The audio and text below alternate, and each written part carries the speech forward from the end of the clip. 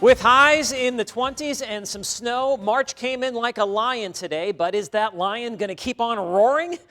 Yes, at least for the next couple of days. Temperatures will be below normal. In fact, on Friday, highs will only be in the lower 20s, but after that, a quick warm-up as temperatures climb back up into the 40s and 50s. Well, we are now in the craziest month of the entire year weather-wise here in Northeast Wisconsin. You name it, we can get it. And today, we got the snow. Take a look at the time lapse from this morning when we had bursts of very heavy snow and huge flakes moving through Northeast Wisconsin. Snowfall rates at times reaching 1 to 2 inches per hour. You can see the snow organized during the pre-dawn hours and then that batch of heavy snow moving right across the viewing area during the middle of the morning. This evening, the snow is winding down across the area. Just some leftover light snow and flurries here south and east of Highway 41 towards the shoreline of Lake Michigan. When all is said and done, it looks like most areas will end up with right around 3 to 6 inches of snow. We had about 4 to 5 inches in Manitowoc, anywhere from 5 to as much as 7 inches in Neenah,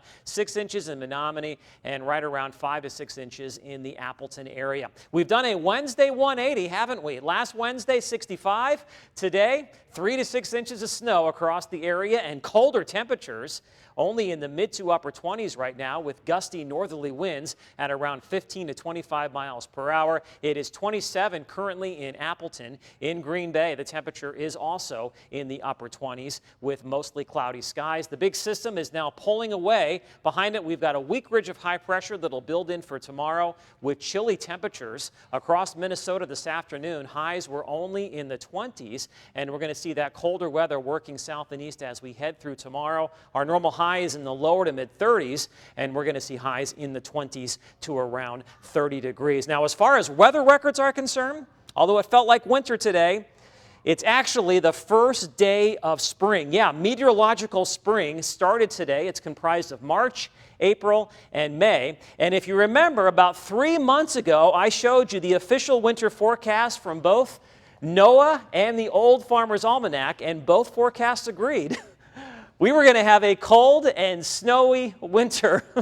Obviously, that did not happen. We had the snow. We did not see the cold. I always say that long-range forecasting is tricky at best.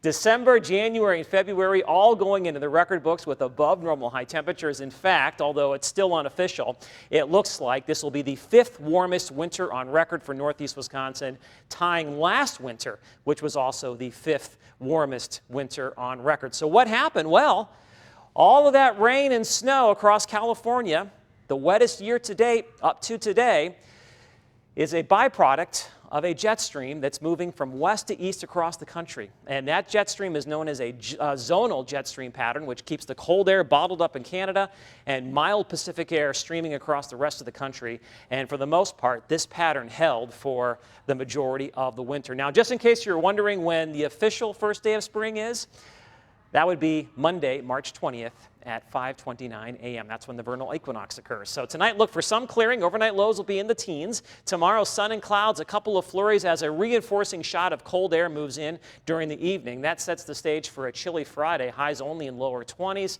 We'll see mid-30s on Saturday, maybe a couple of flurries. Much warmer on Sunday, 40s to around 50 degrees. 50s on Monday with the chance for some showers and thunderstorms. And then behind that system, with all the snow melting, it's going to stay mild.